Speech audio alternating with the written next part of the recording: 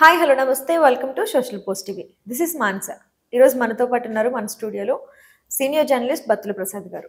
నమస్కారం సార్. నమస్కారం.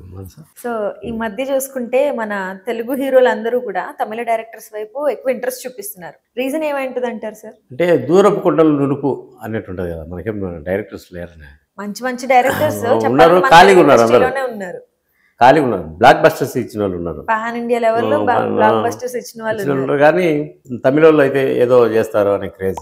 అట్లా చేసే ఇప్పుడు రామ్ చరణ్ గేమ్ చేంజర్ దెబ్బతిన్నాడు. ఆయన శంకర్ అంటే బాబా శంకర్ అని తీసుకొని వచ్చి 500 కోట్ల భారీ బడ్జెట్తో తీసిన సినిమా సుమన్ అనేది.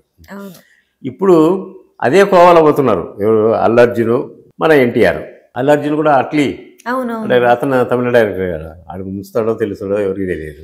నెల్సన్ దిలీప్ కుమార్ అనే డైరెక్టర్తో ప్లాన్ చేసుకుంటున్నారు.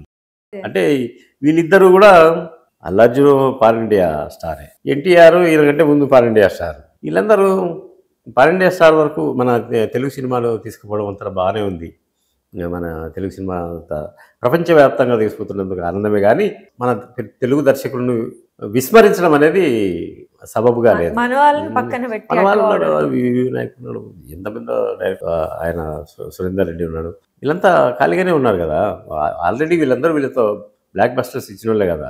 మన ఇండస్ట్రీలో మన వాళ్ళతో చేద్దాం, ఏమంత అంత ఉరికి చేయాల్సిన అవసరం ఏముంది? నాకైతే ఇది కరెక్ట్ అనిపించదు. పిచ్చి పనులు అంతే. నీకు టైం బాగుంటే, కర్మ సిద్ధాంతం లేకపోతే నువ్వు ఏం తీసినా బాగవుతుంది. శని పట్టుకుంది అనుకో, నువ్వు ఏం తీసినా ఎన్ని కోట్లు పెట్టినా ఆడదు. ఇప్పుడు ఒకసారి సహ హీరో రామ్ చరణ్ దెబ్బతిని ఉన్నాడు, అదన్నా చూసి తెలుసుకోవాలి కదా. ఇప్పుడు అట్లీతో చేయాలని ఏముంది? మన అల్లు అర్జున్ త్రివిక్రమ్ కథ రెడీ చేసుకున్నాడు కదా, అయితే చేయొచ్చు కదా. అసలు ఈ ఈక్వేషన్స్ క్యాలిక్యులేషన్స్ ఏందో అర్థం కాదు అసలు. ఎందుకని యంగ్ హీరోస్ వీళ్ళకి మంచి భవిష్యత్తు ఉంది కదా, భవిష్యత్తులో చాలా ఉంది కదా. ఒకవేళ మన హీరోలు నీకు దగ్గర కథ ఇవ్వలేకపోతే, నీ రేంజ్కి దగ్గర సినిమా తీయకపోతే, నువ్వు పరభాషా దర్శకుల దగ్గరికి పోతే అంతా ఓకే. కానీ ఇది నాకంత మంచిగా అనిపించలేదు. మనము మన తెలుగు సినిమా మనం అని చెప్పుకోవడమే కానీ మన వాళ్ళని ఎంకరేజ్ చేయడం ఏంది? మన హీరోయిన్లు ఉండరు, దానికి సవాలక్ష కారణాలు అనుకో. తెలుగు అమ్మాయిలు ఇప్పుడు వచ్చారు కదా, 2-3 ఉన్నారు తెలుగు అమ్మాయిలు, అది కూడా శుభపరిణామం. మన వాళ్ళను మనం ఇప్పుడు కన్నడకెళ్ళు వాళ్ళు మన భాష మన కథ అని, ఎందుకు తమిళకెళ్ళు మన భాష మన కథ అని, వాళ్ళు సినిమా పేరు కూడా వాళ్ళ తమిళ్లోనే పెట్టుకుంటారు, మళ్ళీ వేరే ఇంగ్లీష్ పేర్లు. అంత ప్రాంతీయ, వాళ్ళ ప్రాంతం మీద వాళ్ళకి అంత అభిమానం ఉన్నప్పుడు మనకు ఉండేది ఏదో మనకున్న వాల్యూ. భవిష్యత్తులో మనం ఇంగ్లీష్లో తెలుగు పదాలు ఏరుకోవాల్సి వస్తుంది అని. అట్లా మనము మన తెలుగు మనల్ని మనం గౌరవించుకోకపోతే పక్క వాళ్ళు ఎందుకు గౌరవిస్తారు?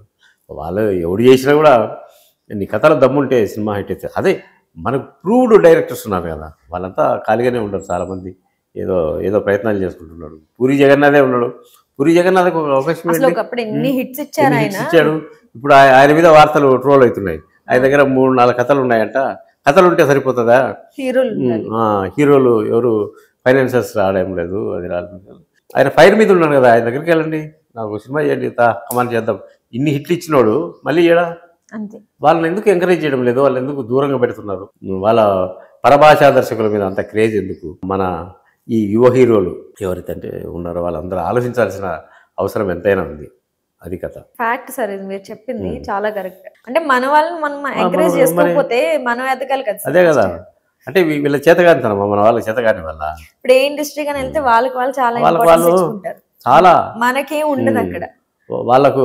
అదే వాళ్ళు ఇక్కడికి వస్తే మనం బాగా ఎంకరేజ్ చేస్తాం. మళ్ళీ మనం ఏదో ఒకప్పుడు ఫారినర్స్ వస్తే అందరూ క్రేజీగా చూస్తాం, అట్లా అయిపోయింది పరిస్థితి ఇప్పుడు. నిజంగానే కొత్త టాలెంట్ కావాలంటారు కానీ వస్తే ఎవరు ఎంకరేజ్ చేశారు ఇండస్ట్రీలో?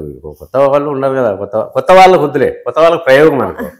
పాత వాళ్ళు ప్రూవ్డ్ డైరెక్టర్స్ ఉన్నారు కదా, వాళ్ళకి ఎందుకు అవకాశం? 100 కోట్లు పెట్టి వాళ్ళంటే కూడా ఎందుకు పడతారు? వాడు ముంచుతాడో తేలుస్తాడో అది కూడా తెలియదు.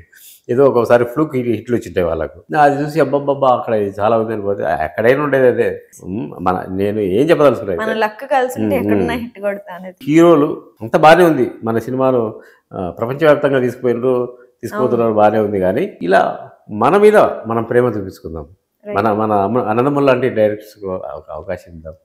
అనే వైపు కూడా ఆలోచిస్తే బాగుంటుందని నా అభిప్రాయం. మనసా చాలా మంచి ఇన్ఫర్మేషన్ సార్ ఇది.